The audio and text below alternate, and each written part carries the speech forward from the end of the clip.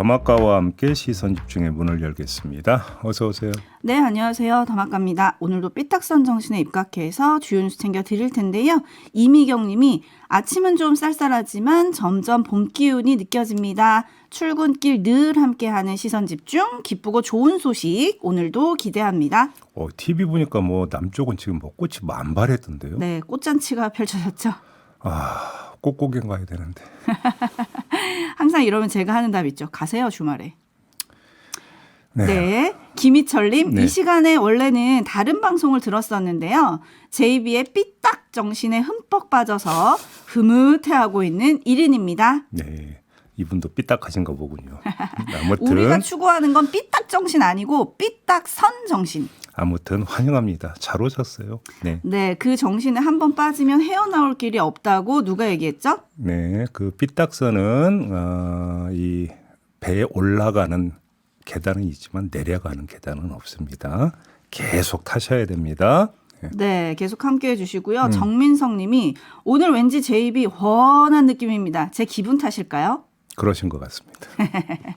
그리고 박정아님, 요런 거 좀 안 챙기게 생기긴 했지만 뭐 한번 물어볼게요. 박정아님이 올려주셨으니까. 참 오늘 화이트데이인데 제 입이 더마카한테 사탕 주셨나요? 자, 그러면 한 달 전으로 거슬러 가볼까요? 네, 더 얘기 안 할게요. 네. 네, 뭐 이런 거 안 챙기는 게 더 좋아요. 네. 부메랑이 될 걸 알면서 저렇게 꼭 도발을 해요, 저렇게. 제가 한 거 아니에요. 피디님이 이런 걸 하필 골라주셨네요. 저 혼나라고 그랬나 봐요. 자, 여기까지만 하겠습니다. 네. 아침 인사 나눌 기분이 아니네요. 여기까지만 하고. JB타임즈 오늘 주목할 첫 번째 뉴스 어떤 건가요? 더불어민주당의 이해찬 공동상임선대위원장이 어제 선거대책회의에서 막말 경계령을 내렸는데요. 잠시 들어보시죠. 선거 때는 말 한마디가 큰 화를 불러오는 경우가 참 많습니다.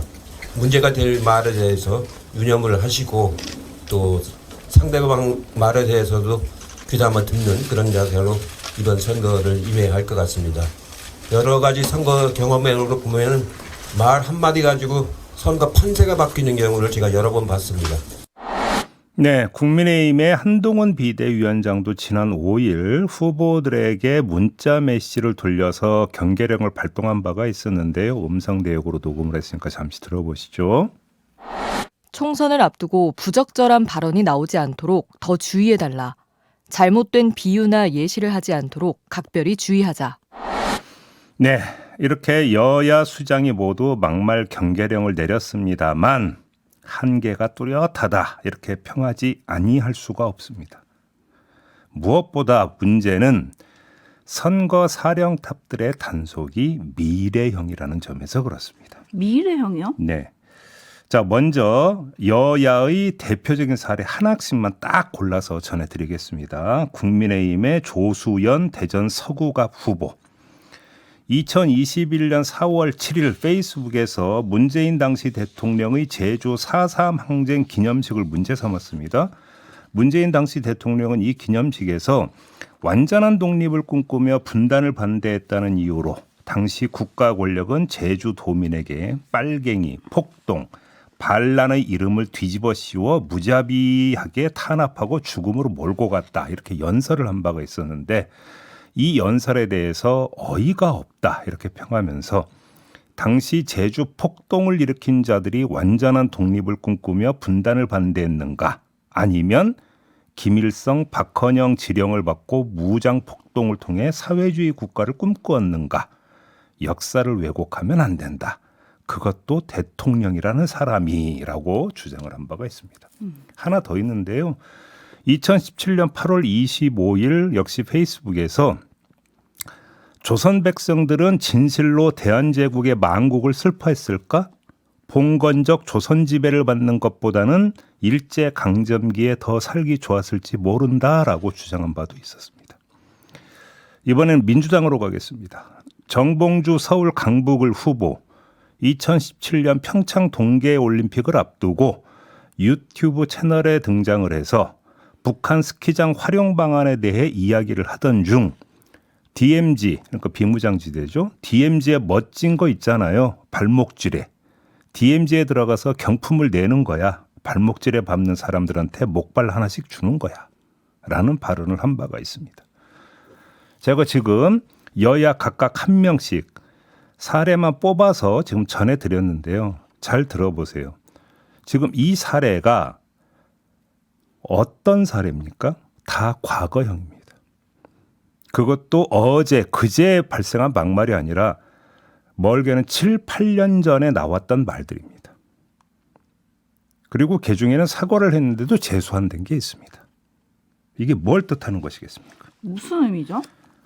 자, 버스 지나간 다음에 손 흔드는 격이긴 하지만 경계령을 내릴 게 아니라 걸러냈어야 하는 것들이었다라고 말씀을 드리고 싶은 거예요.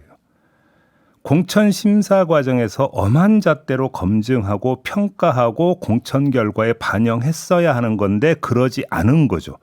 그러니까 그 후과가 지금 나타나고 있는 거 아니겠습니까? 생각을 해보세요.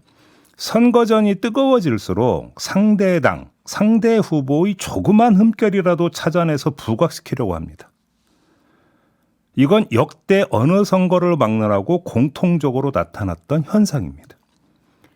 이런 선거 생리에 SNS 공간은 보물 창고입니다. 참새가 방앗간 지나가지 못하는 것처럼 승리에 목마른 당, 승리에 목마른 후보 입장에서 막말 저장소는 너무나 큰 유혹거리 아닙니까? 마구 파헤치고 마구 찾아내고 마구 폭로할 거 아니겠습니까? 그러면 앞으로 잘해라라고 경계령 백날 내려봤자 그럼 버스 지나간 다음이다. 이런 말씀입니다. 제가 드리는 말씀. 그러면 어떻게 해야 될까요? 가장 늦었다고 생각할 때가 가장 빠를 때라는 말이 있습니다. 공천 후라도 문제가 불거지면 단호한 모습을 보이면 오히려 비온 뒤에 땅이 굳는 효과를 누릴 수 있겠지요. 그래서 아무튼 또 불거지면 설령 공천이 확정이 됐다 하더라도 그러면 각 정당이 다시 이거에 대해서 책임을 묻는 그런 조치를 내릴 것이냐. 결국 남은 문제는 이걸 보는 건데 공천 심사는 다 끝났으니까. 근데 어제 전해드렸습니다. 도태우 후보권 어떻게 처리했습니까? 후보 유지를 선택했죠. 그렇지 않습니까? 이런 식으로 되어버리면 상황을 곱절로 키운다라는 이런 말씀을 드리는 겁니다. 정봉주 후보의 경우 민주당이 어젯밤에 나온 이야기가 윤리감찰에 착수했다 이런 지금 보도는 나왔습니다. 윤리감찰 결과 어떤 결론을 내릴지 지켜봐야 되겠습니다만 다시 한번 정리해서 말씀을 드리면 사실 이런 문제는 공천 심사 과정에서 걸러졌어야 된다. 1번, 2번. 그게 안 되면 그 뒤에라도 사후 방비를 확실하게 할 필요가 있다. 이 말씀을 다시 정리해서 드리겠습니다. 네, 여야 지도부 모두 막말 경계령을 내렸지만 과거 말에 대해서는 지금 어떤 잣대로 보고 있냐 이 얘기를 좀 해주신 것 같은데 도태우 후보 같은 경우에 후보가 유지가 됐지만 후보직이 유지가 됐지만 또 다른 막말 논란이 지금 어제 또 추가로 나왔거든요. 아니 제가 볼 때 이거 계속 이어질 가능성이 네, 있어요. 2021년에 전두환 전 대통령을 좀 미화하는 발언들을 해서 그 발언이 지금 또 소환이 되고 있고 정봉주 의원도 또 유튜브 방송에 출연을 해서 실시간 댓글창을 확인하면서 벌레가 많이 들어왔나 진보가 맞나 보수가 맞나 봐야 된다 이런 말들 또 소환이 됐고요. 그거 말고도 특정 정치인을 향해서 비하성 발언 건데 여기서는 인용이 좀 어려워가지고 제가 차마 전해드리지 못한 것도 있습니다. 네, 그리고 조수연 후보도 지금 전해주신 말뿐만이 아니라 친일파 이완용에 대해서 조금 더 이렇게 높이 평가하는 듯한 발언들을 한 것들까지 지금 줄줄이 소환이 되고 있는 상황이어가지고요. 그러니까요. 여야가 어떻게 할지 좀 지켜봐야 되긴 하겠는데 장현성님 저렇게 발언을 하니 정치인을 정치꾼이라고 말을 하는 것 같습니다. 네. 문봉철님 언제 우리 정치는 정책을 가지고 경쟁을 할까요? 반면에 정영수님 이건 막말을 조심하라고 할 게 아니라 진심을 들키지 말라고 하는 편이 정치권 이야기 나왔으니까 하나만 더 짧게 전해드리고 다음으로 넘어갈게요. 네. 더불어민주연합 비례위성정당이죠. 시민사회목 후보가 지금 계속 문제가 되고 있는데 이미 2명이 사퇴를 했는데 또 한 명 임태훈 전 군인권센터 소장이 더불어민주연합으로부터 서류 심사 결과 부적격 통보를 받았다고 본인이 밝혔으며 사유가 병역 기피다 이렇게 밝혔습니다. 양심에 따른 병역 거부를 한 사실을 병역 기피라 규정을 했다. 그래서 이의 신청을 제기했다. 이렇게 SNS를 통해서 밝힌 건데요. 자, 이에 대해서 민주당 관계자가 이런 말을 했다고 합니다. 종교계에서 반발이 매우 거셌다. 뭐 이런 말을 했다고 하는데 아무튼 이 소명을 받은 뒤에 검증을 이어간다고 하니까 최종 결론은 아니니까 제가 여기서 단정적으로는 말씀을 드리지 않겠습니다만 하나만 제가 환기해드리겠습니다. 뭐 병역사 이런 문제를 떠나서 임태원 소장이 군 인권센터로 소장으로 있을 때 군 인권센터에서 여러 가지 문제를 제기한 바가 있었습니다. 그리고 민주당은 그 문제를 받아가지고 정치 쟁점화했고 국회에서 물었고 또 해결책을 촉구한 게 사례가 한두 가지가 아닙니다. 그럼 왜 그때는 그랬습니까? 네? 그리고 지금은 왜 또 이렇게 하는 겁니까? 그 일관성 부분에 대해서 한번 좀 설명을 해 주십시오. 라는 말씀까지만 드리겠습니다. 네, 그리고 양심적 병역 거부와 병역 기피, 요건 좀 엄연하게 조금 분리해서 볼 부분이 있지 않냐, 이런 의견들도 있긴 합니다. 네. 양 교수님이 이럴 거면 왜 처음부터 데려오려고 했을까요? 라고 좀 물음표를 찍어주셨는데 일단 재심 신청을 했다는 거잖아요. 그렇습니다. 어떻게 할지 좀 지켜보도록 하겠습니다. 제이비타임즈 다음 주목할 뉴스는 어떤 건가요? 한림대 의대에서 유급 통보가 나왔다고 합니다. 해부학 과목을 가르치는 교수가 본과 1학년 학생 83명에게 학칙에 따라 수업 일수 미달로 FA 유급을 받게 된다라는 내용을 통보를 했다라는 건데요. 한림대 학칙에 따르면 3주분 수업 시간을 초과해서 결석할 경우 시험 성적과 관계없이 해당 과목에 F 학점을 준다고 합니다. 이 수업은 지난 1월 19일에 개강을 했던 수업이라고 합니다.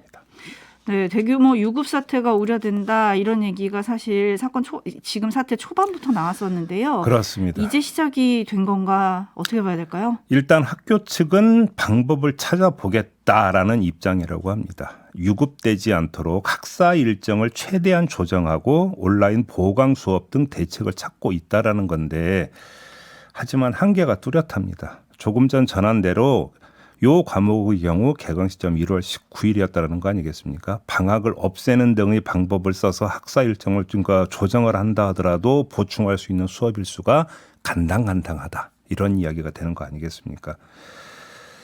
문제는 한림대 의대를 넘어서 시야를 확대하면 더 커진다. 여기에 있는 겁니다. 왜요? 교육부 조사 결과를 보면 유효한 휴학계를 제출한 의대생이 12일 기준으로 5,954명에 달했다고 합니다. 전국 의대 재학생 지난해 4월 기준으로 보면 18,793명인데 이 숫자의 31.7%, 3분의 1이 유효한 휴학계를 제출했다라는 이야기가 됩니다. 이들의 휴학계가 유효하다면 그리고 일정 기간 안에 학교로 돌아오지 않으면 뭐 어떻게 된다는 겁니까? 모두 유급 처리된다는 이야기가 돼버립니다.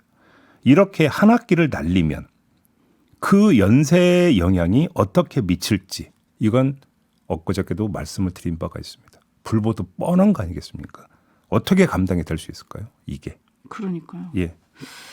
지금 이주호 부총리 겸 교육부 장관이 의대생들한테 이전에 대화를 제안을 했었고요. 어제 오후 6시까지 답을 좀 달라고 했지만 끝내 대화의 자리는 만들어지지 않았습니다. 네. 그리고 지금 의대역 같은 경우에는 의대 증원 자체에 대한 원점 재논의 뭐 이런 걸 지금 요구를 하고 있기 때문에 정부랑 지금 간격이 큰 상황이고요. 네. 오히려 의대협은 휴학계를 승인해달라 이런 요청을 좀 했더라고요. 그냥 단순히 산수 수준에서 한번 얘기해 볼까요? 유효한 휴학계를 제출한 그 학생들이 5,954명, 6,000명이라고 치고요. 기존 의대 정원이 있지 않겠습니까? 여기다가 2,000명 증원한다면서요. 그러면 내년에 그냥 1학년을 기준으로 한번 얘기를 해봅시다.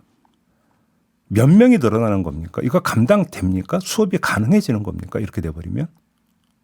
어려운 문제 전혀 아니잖아요. 그러니까요. 손뜨개님이 의사와 정부 싸움에 환자만 죽어갑니다. 국민들만 피해보고 있습니다라는 의견들 지금 많이 들어와 있고요. 네. 정부의 의대 증원 처분의 효력을 멈춰달라면서 의대 교수들이 정부를 상대로 제기한 집행정지 사건이 있습니다. 이에 대한 첫 신문이 오늘 있다고 하거든요. 그리고 지금 내일이 지금 의대 교수들이 이야기했던 데드라인이죠. 네, 사직 여부 결정 시한이 내일까지죠. 그렇습니다. 이래저래 더 강경해지기만 하는 모양새인데 지금 많은 촌철님들이 결국 이 싸움에서 국민만 피해를 보고 있습니다. 이런 얘기를 지금 많이 올려주고 계시거든요. 네. 풀기는 풀어야 될 것 같은데 그렇죠?